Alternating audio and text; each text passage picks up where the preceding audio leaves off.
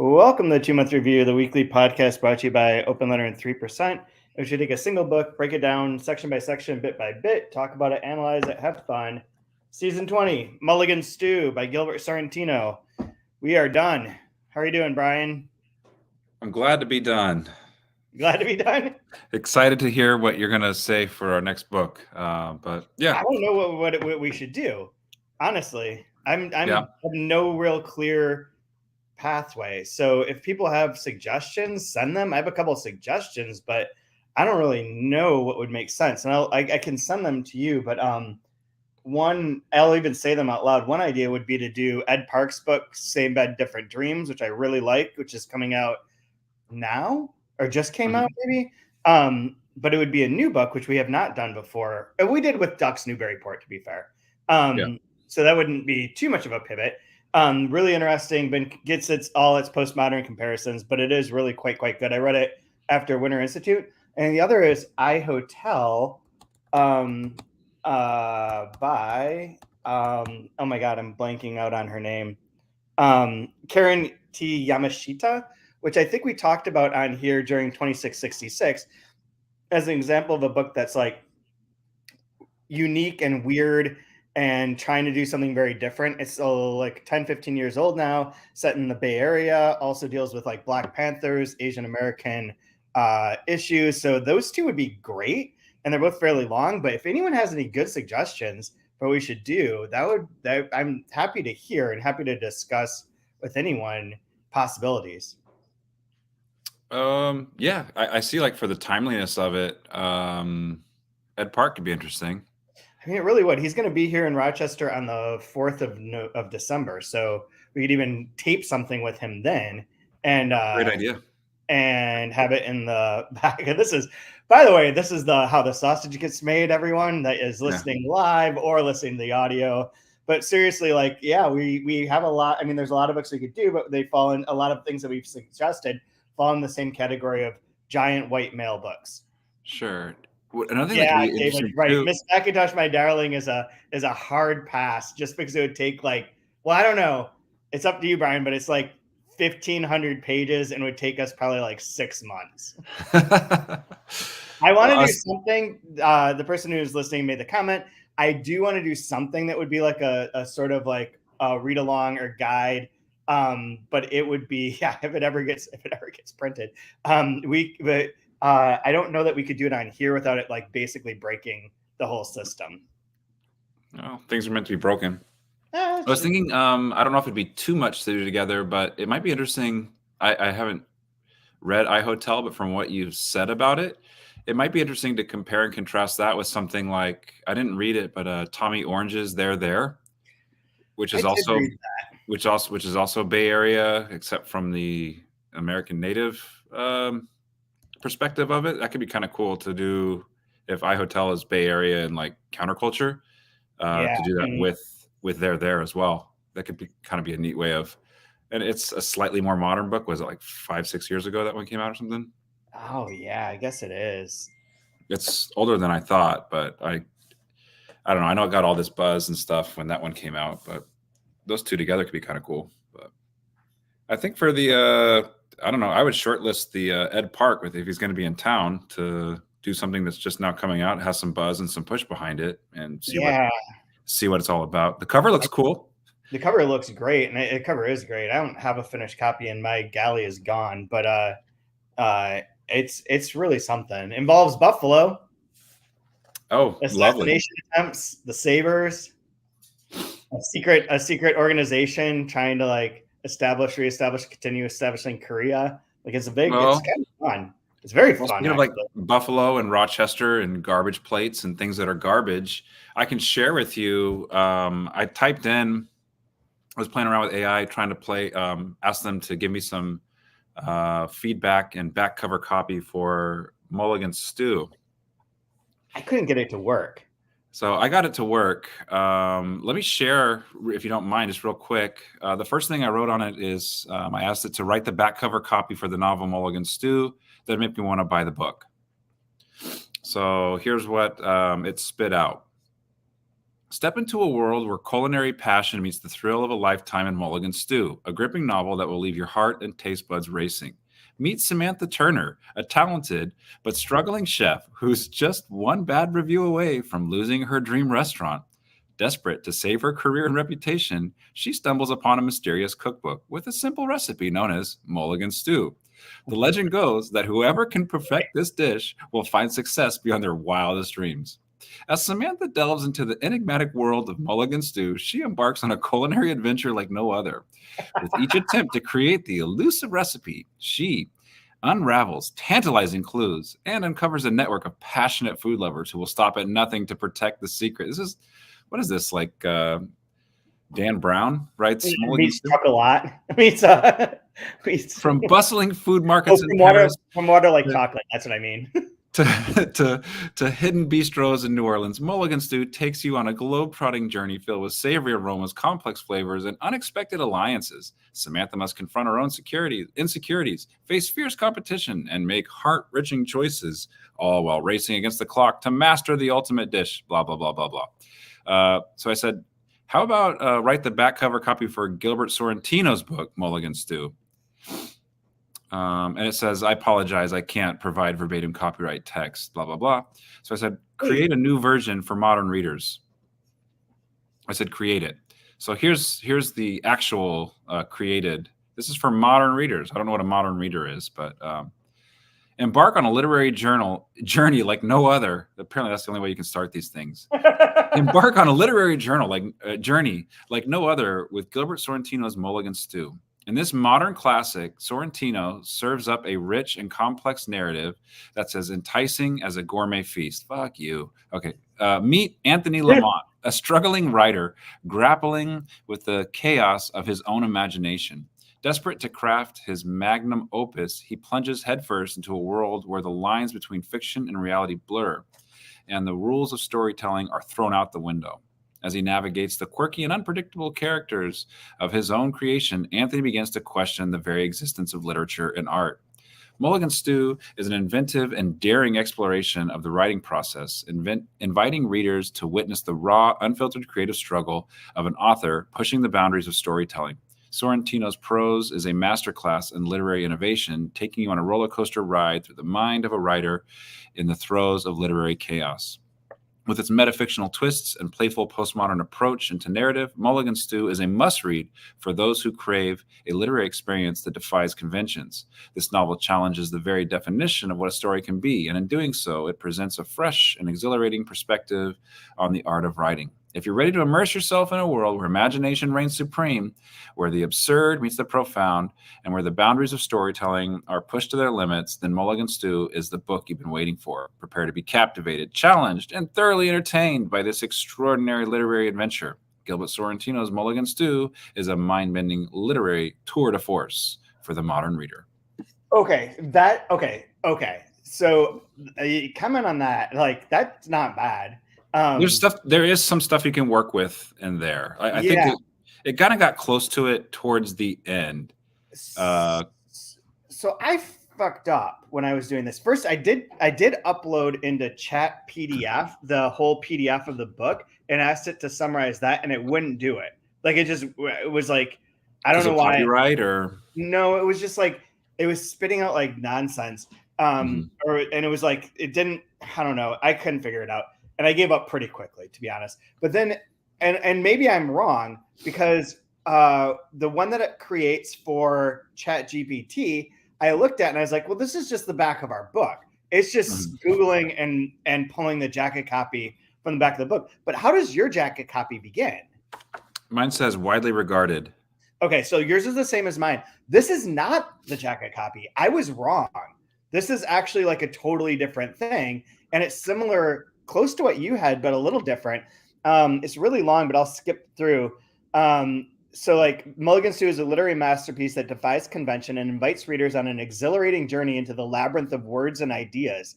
Gilbert Sorrentino's magnum opus is a dazzling display of narrative innovation and creative genius. Meet Anthony Lamont. This is the first time we've ever gotten the right characters out of these. A struggling writer grappling with the elusive concept of the great American novel. But the story doesn't end there. Inside Lamont's chaotic world lies a bewildering novel within a novel, a literary kaleidoscope that weaves together disparate characters, scenes, and genres. In this literary collage, detective fiction intertwines with erotica, and absurd humor dances with surrealism. Sorrentino's prose is a symphony of words, an experiment in storytelling that challenges conventional boundaries. The line between fiction and reality blurs, and readers are compelled to navigate the intricate layers of narrative. Mulligan Stew is a postmodern masterpiece that dissects the act of storytelling and the creative process itself. It's a thought-provoking exploration of the writer's mind, a playful and profound meditation on the power of language. Prepare to be dazzled by wordplay, captivated by inventiveness, and challenged by the boundaries of traditional narrative. Mulligan Stew is a literary stew like no other, simmering with intellectual vigor and artistic audacity, leaving readers craving for more. But fuck that last line. I hate you. I hate you. That's fuck terrible. Everything up until then, I was like, I thought we wrote this. And then that last line, I was like, never in a million years. It's kind of like the same thing with like movie reviews. Like there's always these like stupid puns in every movie review that like you just can't help yourself. It's like the same thing. Yeah. What like there's certain things that I find like magnum opus, like what, like most important work? Is that kind of? I mean, I think, to be honest, I think magnum opus is code word for longest. Okay. And then masterpiece. How do we? Every book is a masterpiece. Exactly. Like, and so there's like, words mean things, I hope. Not according to LeBron James. Yeah. I hope words still mean things, but I don't know. There's just like stuff that just, I know it's like, it doesn't matter. It's drivel. It's like a blurb, right? Who cares? That's a great book. Like every blurb ever, an author to look out for. Okay. Like, nobody really cares. They just shake the stuff out. Do they really care? Do they not? I don't know. And with the back, like, does it have to be so long? This is much shorter. What we have is much shorter. Yeah, I know. Like, but like, can't it? I don't know. Can't it be just like 50 words or something? Just because, like, what are like if you're making like the PowerPoint presentation of this book? What are like the 3 to 5 things that really make this you want to read this book? Yeah. What would you want to put on that? Genre blending? Yeah, erotica. I want erotica on there. Because I started to lean in a little bit when I was talking about detective fiction, erotica. Like it takes these lowbrow tropes and it's raising them to something more interesting and intellectual. So like that's cool. I like that. So there's the genre blending. I think would be great. You kind of have to throw it into the in the Venn diagram of it. You have to kind of throw it into postmodernism, right? Mm-hmm. That's something that could maybe grab people. Maybe, although I think there was a time where I used postmodernism during a sales conference with Borders, and John was like, "Don't ever do that again." Like, there's nothing that's more of a kiss of death than saying postmodern. Yeah. So maybe not. Call it chaotic, frenetic. The one that I had chaotic in there, right? It had I don't know. Yeah, there's so many words. Yeah, Lamont's chaotic world is a bewildering novel within a novel and literary kaleidoscope that weaves together. I like literary kaleidoscope as a description for this book. Okay. I mean, it doesn't really mean necessarily anything, but I like it. Like, it sounds cool. Yeah. I like where I don't know exactly if I like these words, but absurd meets the profound. I have absurd humor dances with surrealism. Yeah, and boundaries of storytelling are pushed to their limits. I don't know about being pushed to their limits, but pushing the boundaries of storytelling makes sense. I have the same thing, challenged by the boundaries of traditional narrative. Yeah. The readers will be challenged by the boundaries of traditional. It's interesting that they're so similar. Like, they must be pulling. So they're pulling the AIs are pulling from our copy and what must exist online about it to some degree. But like, I want to feed, this goes back to a conversation a few weeks ago where people are complaining that like AIs are being trained on their books and that's, somehow bad. Rather than questioning the very existence of AI, like the fact that they're reading their books is bad. And I really want to feed it these things because this at least I can work with. Like, there's so many books that like, could you imagine if this book was brand new and nobody had written about it. You were the first person publishing it ever, and you have to write a description of it. It's fucking torture. Like, because I don't know. Like, I have to do this on Monday with my class as part of our behavioral economics and / marketing lecture. But is like, what attributes actually trigger a purchase or a sale, and how much does jacket copy actually matter for like whether or not you're going to purchase a book, much less read it? I don't know. I mean, I don't know. I don't read a lot of jacket copy, and I also tend to read books based on like hunches and make decisions based on hunches rather than like any sort of foresight. Sometimes it's like, oh, I like this author, but even that, like, I have all these Crash and Horkai books I haven't read. I like him just fine. All these Kano books that I read, I love Kano, but like even that's like, oh, I could read that, and I'm like, no, this like Ali Smith Seasons Quartet seems to be the thing I want to read right now because it just feels right. Like that idea of like what feels right is inescapable, I think, and also like impossible to market to. So does jacket copy matter? Do covers matter? Do reviews matter? Covers as well. I remember I had one author friend complaining that they put a dog on the cover of his book, and he's like, I don't have any dogs in my book. And like the publisher was saying, yeah, but like dogs are trending really well right now, so we want to have a dog on the cover. Yeah, it's like the old like don't put a woman's body parts on the cover, but never the head, never the full body. Legs, lots of legs. Green covers don't set like just like what like does any of that really matter? I don't think it does, but I'm looking. I only have like one green book on my shelves that has like a green front. Oh no, 1, 2, 3 that are from New York Review Books, which they have just primary, just a color. So that's a little bit less not notable. And then the Alvaro Enrique book is bright ass green. Yeah, sudden death. Yeah, which is good. Which Riverdale blocked us. Riverhead blocked us from doing one of his old books because they have new books of his, and they're like it would cloud the market. So there's like books of his in the past that have been translated that are sitting there waiting to find their English readers, but are being prevented by a corporate publisher from doing so. Which I just want to throw that out there as the only anti-corporate book podcast out there. I would like to reiterate that Penguin Random House can fuck itself. So obviously Dalkey has a house style for the books they put out and for the reader series. If you didn't have to have the house style, what do you think would be like cover-wise an interesting way to try to market this book? You mean for the because of the Essentials version, this version? Yeah, the Essentials version. Yeah, you have outside of the Essentials ones. I mean, I don't dislike that old one, and simply because it is so dated and weird, but it fits within the time that it was coming out. Outside of that, I'm really bad at cover design stuff. Like I really just, if I see something, I'll be like, oh, I like that, but I never make a decision if at all possible because I don't know that I have any. If it were music, I can help with music. I've got a good ear for weird shit and listen to a lot of music, but like visual things, I don't really know. And with music too, like I like things I know people don't like. Like I don't like most things that people really love. I'm not a big Taylor Swift fan. Yeah. It's probably like some bad derivative. I'm just like thinking out loud right now. I could see like a way that kind of encapsulates what's happening here is I'd want to go back to those like those bad pornographic like erotica advertisements, like the pulpy. Yeah, and make it look like a pulpy advertisement type thing that has all the like little erotica things in it that are funny.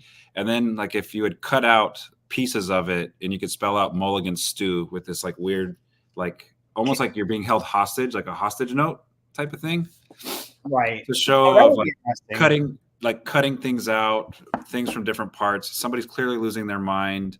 There's the erotic part of it as well. You could have that all in there. That could be like one way of doing it, I guess.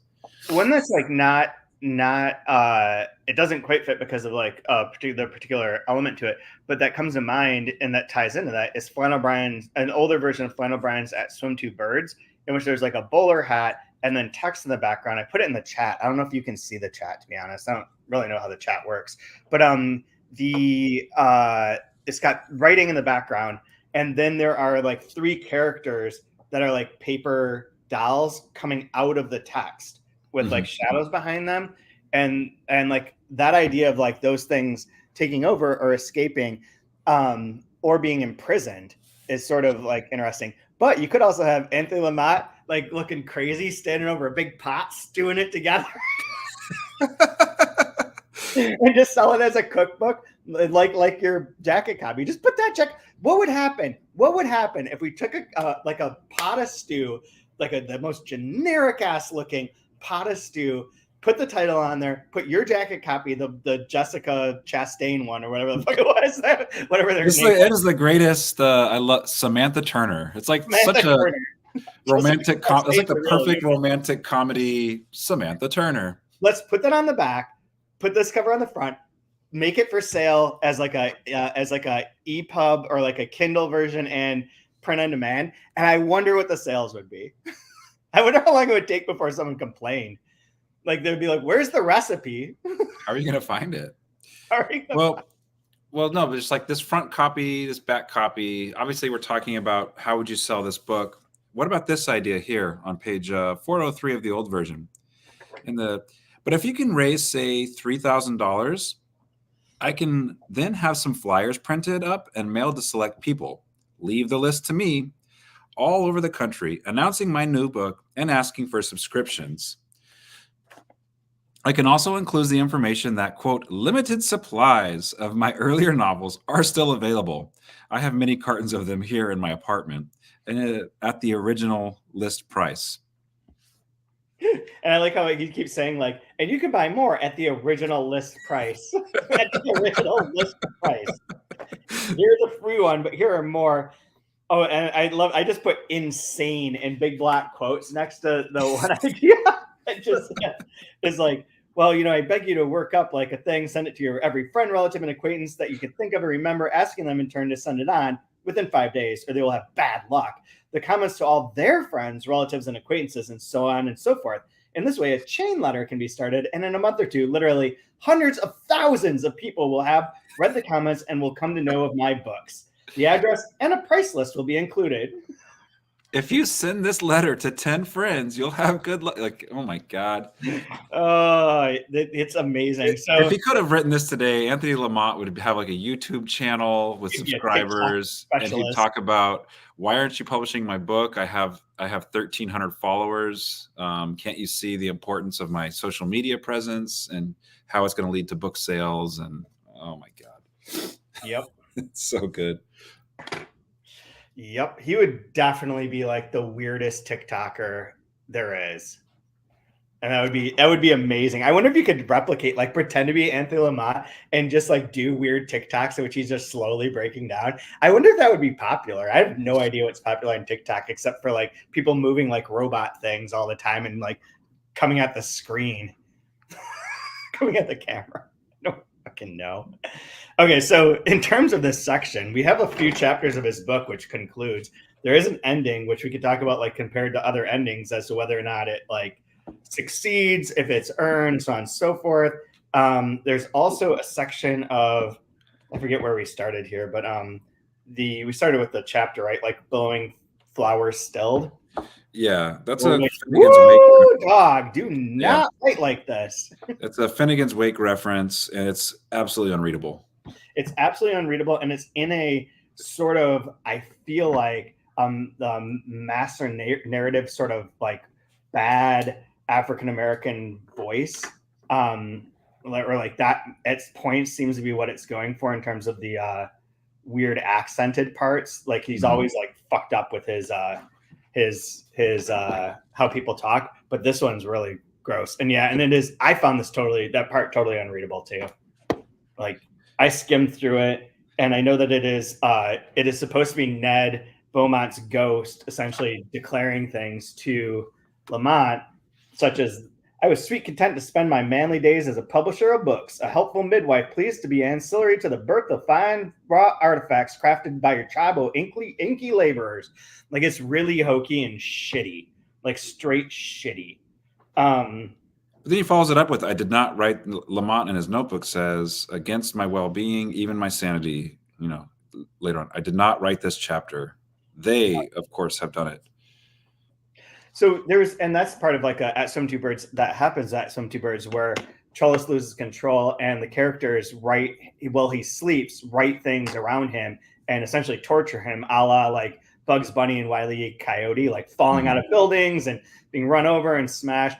That's where like the other day I'm still finishing up Doom Patrol season 4, which highly recommend Doom Patrol. Like that is the best of these sort of like superhero adjacent shows. It's filled with cursing. It's like really about like mental health problems and like the inability to like recognize your own like fuck upness.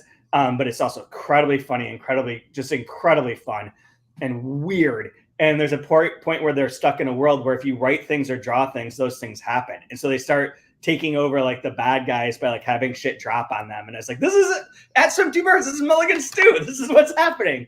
The characters are taking over. They're winning the landscape. But yeah, that section is tough. And one other part that's underlined, I don't even know why, but it's in that same weird dialect. Spones, Martin, I swear to thee, they gave not but to take, and amused themselves with me as a brat, doth sport the hours in tormenting kittens. Had I a raging powerful piece of male equipage that fair threatened to burst my breeches, why, 'twas none of mine, but a charm those two would put on me for sure in their own carnalities. Where it's talking about his like being seduced by the two women. But that part, that was tough. And like, then for him to be like, I didn't write it. This is insane. I don't know what happened. Like that, of course, that's kind of fun. What I'd really like to get to though, with this last part, with what you said just then, he's losing control of his own writing. He's losing control of his sanity. In Halpern's journal, right after that, he talks about, my bag is packed, but where will I go if I don't know where to look, right? Yep. And there's this idea of like, there is no phone. The police are never coming. Where are the landscapes? Yep. But this last, at the very, very, very end, this quote by Emile Fillon, 1907, when talking about Paul Cézanne's work, that he attempted to go beyond the sublime balances of nature, not content with the analytical methods that the great artists of the past had considered sufficient to her revelation and interpretation, but desired a synthesis that would allow him to decorate nature with the forms and colors that existed nowhere except in his own secret thought. Thus, his late painting nowhere shows forth nature's splendors, but instead is a failure precipitated by his surrender to the pleasures of the imagination. Yeah.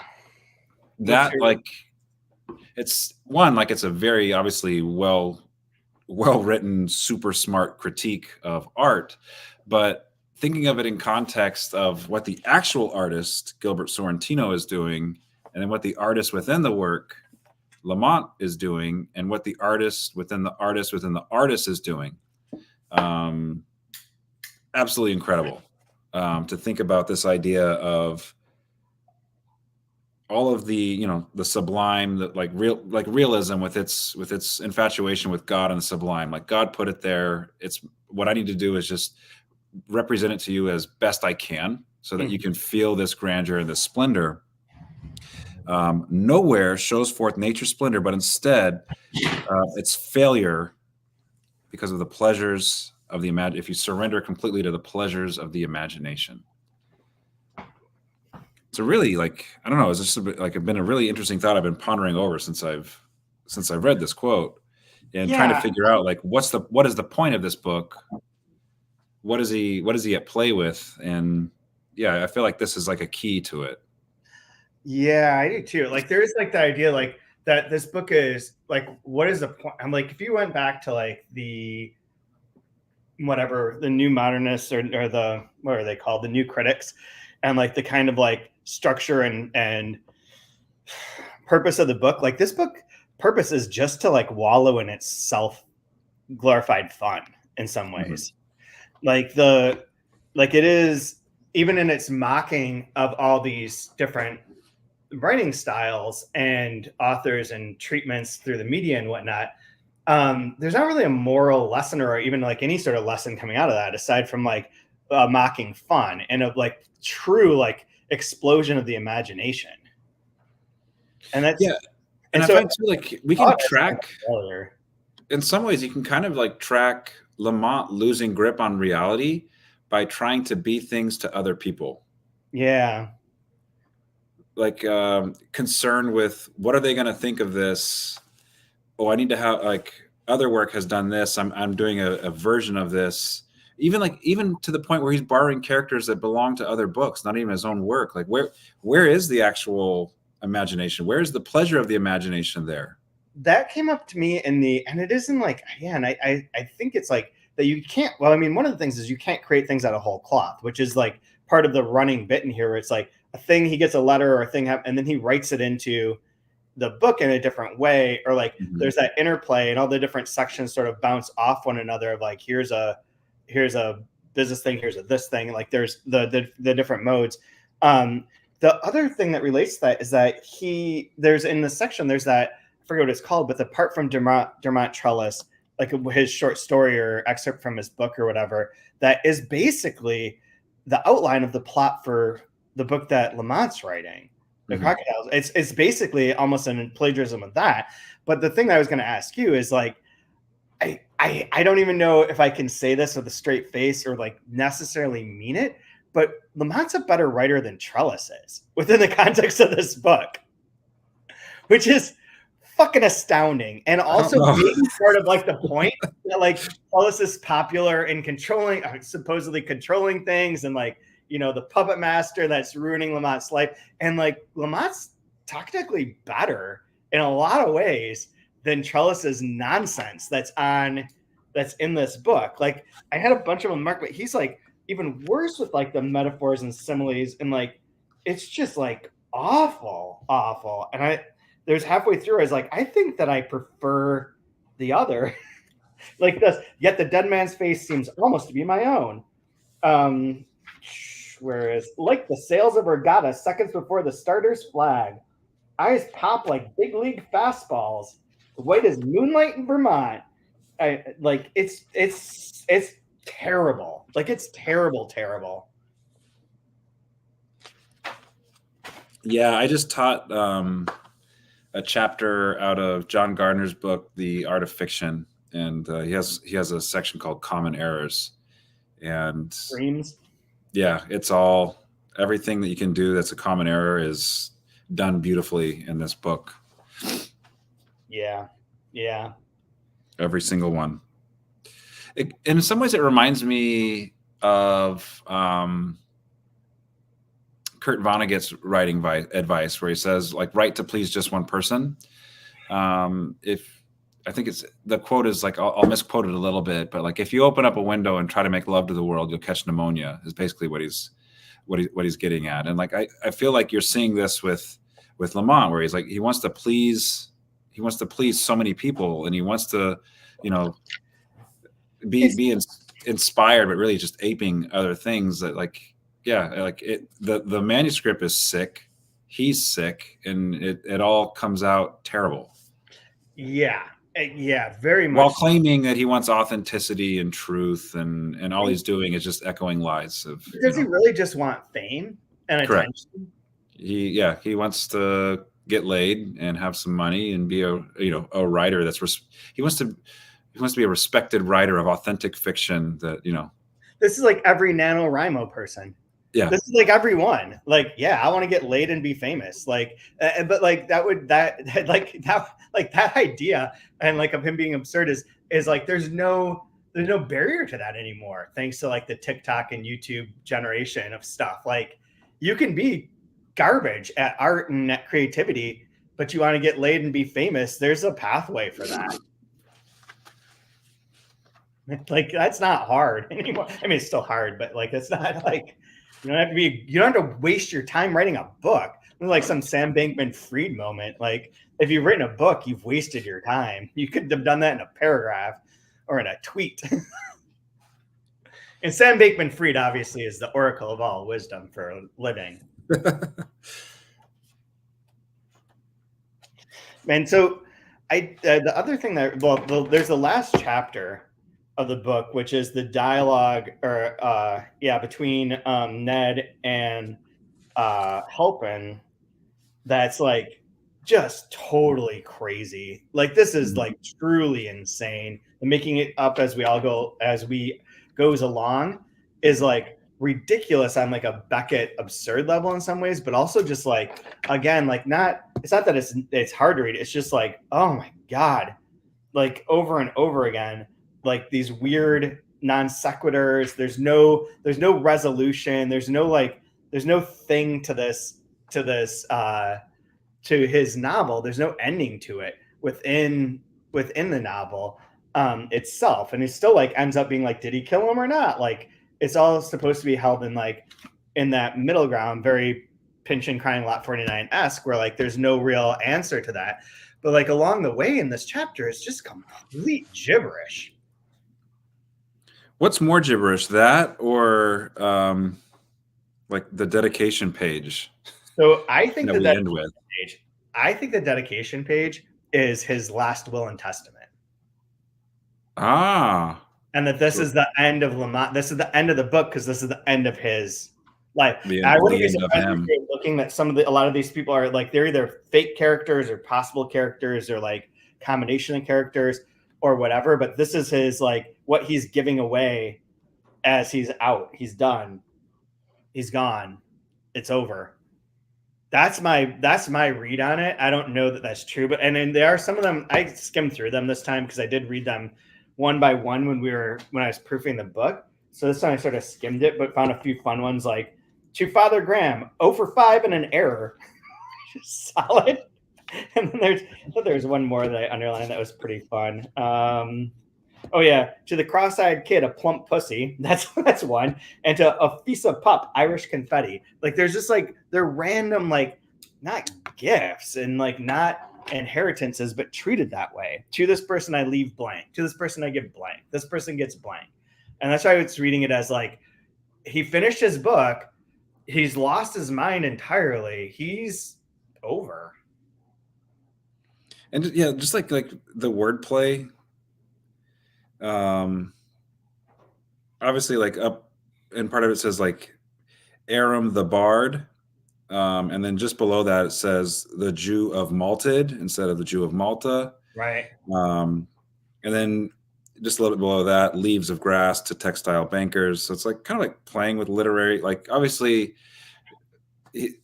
Lamont has showed himself to be well-read and erudite, but he's just like an idiot that can't get out of his own way. And like here it is where like it's all garbled and mixed up. Are you trying to be funny or are you just being confused at this point? Hard to know. But it's like everything that is in his brain is like haywire, short-circuiting, and not quite working right. Yeah, absolutely. It's gone off the rails entirely. Yep. I do think it's funny. I was going to use it as a line for the week, but I do think it's funny that our Latvian stuff comes back in here. Your Latvian accent or whatever. Yeah. Your awful Latvian accent. That's very fun. I think you probably are right though about this being like his final letter of life. Because if we go to the page that's right before where chapter 12, like blowing flowers stilled. Yeah. When he's giving us the rundown of the book, Blue Ruin, and then final 3 chapters as above, and finished. All my pain will be eased if only I can write fini. Which he doesn't write. That doesn't appear in here. But he does give us a French artist with a French art critique at the end as well, though. The very end of this is interesting too.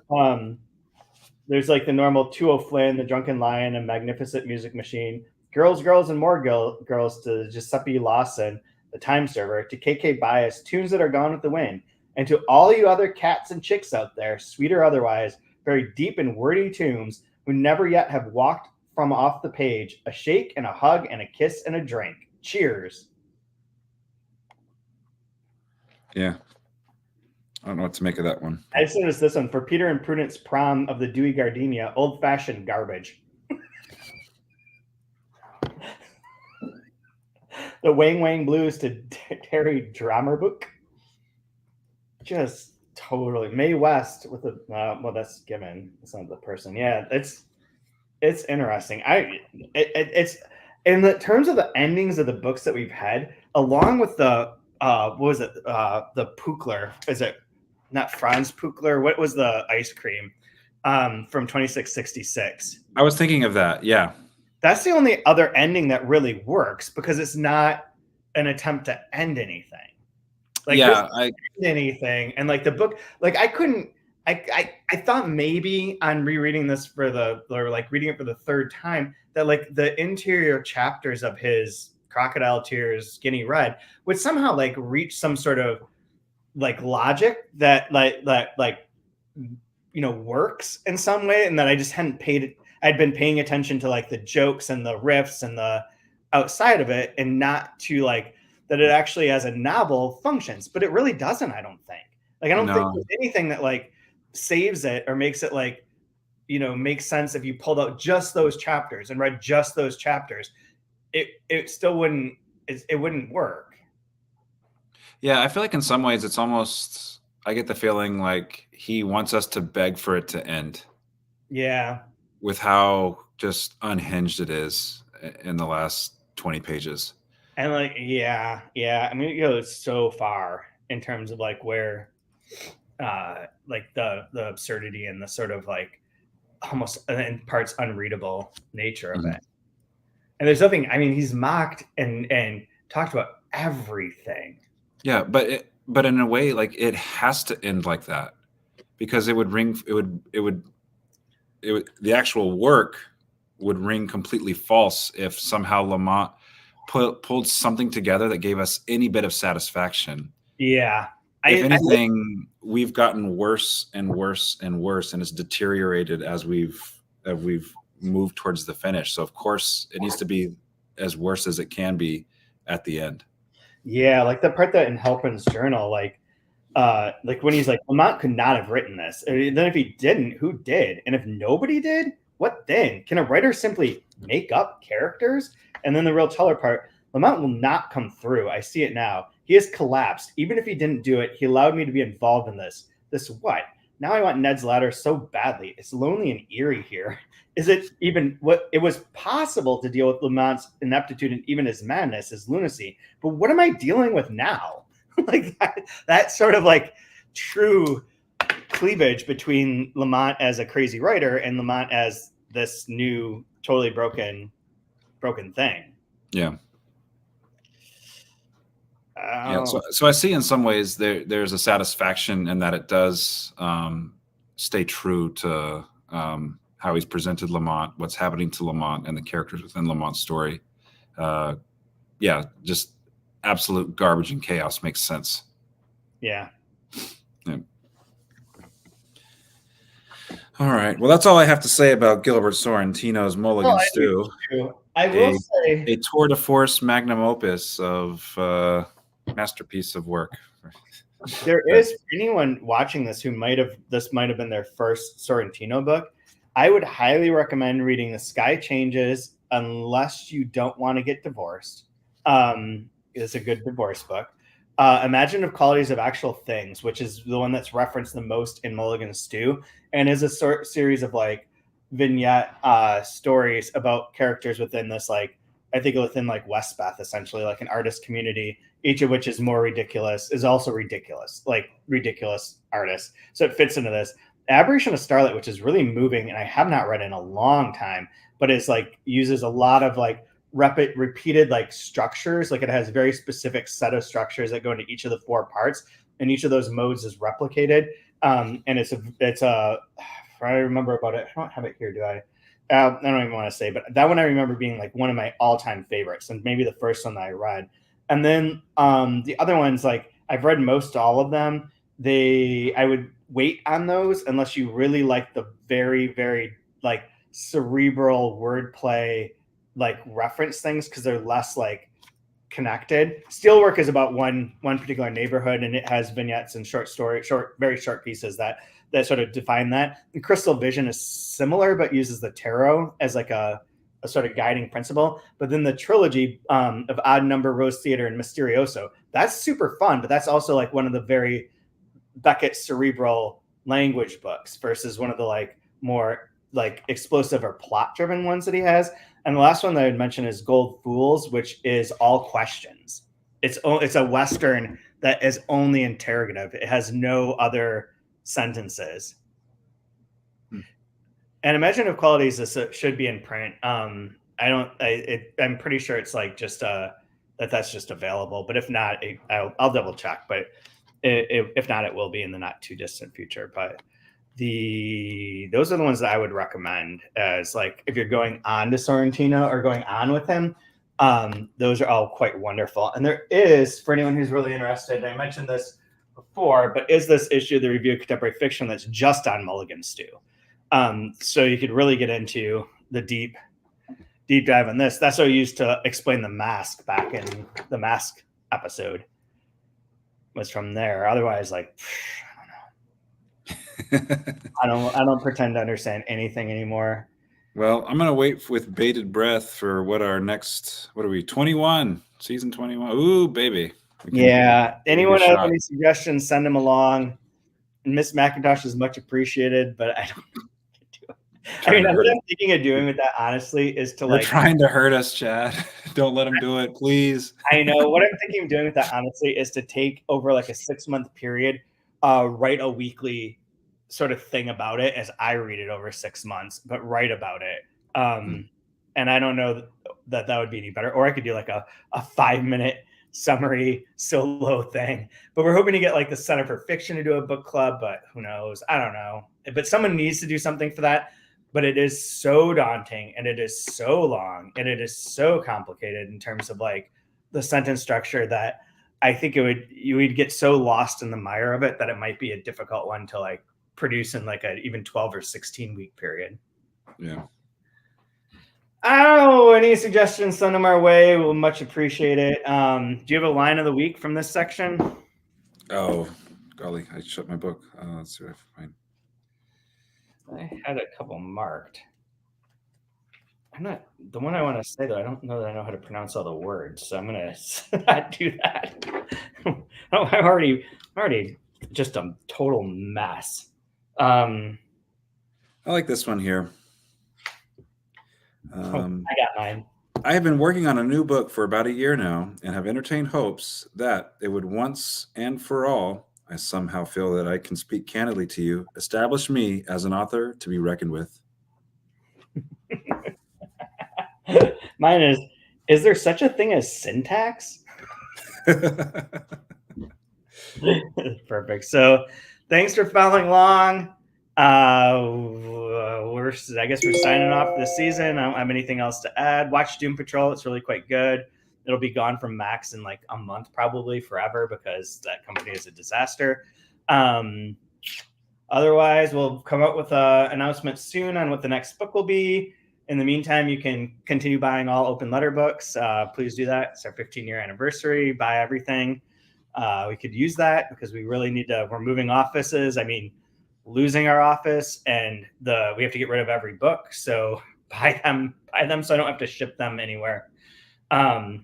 Do you have anything you want to add, Brian? Buy Brian's book. Yeah. Be on the lookout for the next one, which is Untitled. Yeah. I don't want to be like Lamont and change titles, or whatever. So I'm going to hold off. Tears. I'm not sending any chapters to anybody. There's no letters to anybody. I just need to, I guess my last thing I want to say is I'm just really disappointed. There are no recipes in this stupid stew book. So what the hell? We didn't have Blue Ruin and we didn't have Mulligan Stew. Although if you look up Mulligan Stew, it literally is like whatever you have in your fridge. Like there's no recipe whatsoever. Like stones, that's fine. Turnip, sure. Celery, who cares? Fucking throw it in. Throw everything in, mix it all up, call it good. Such is life, such is baseball. Celery.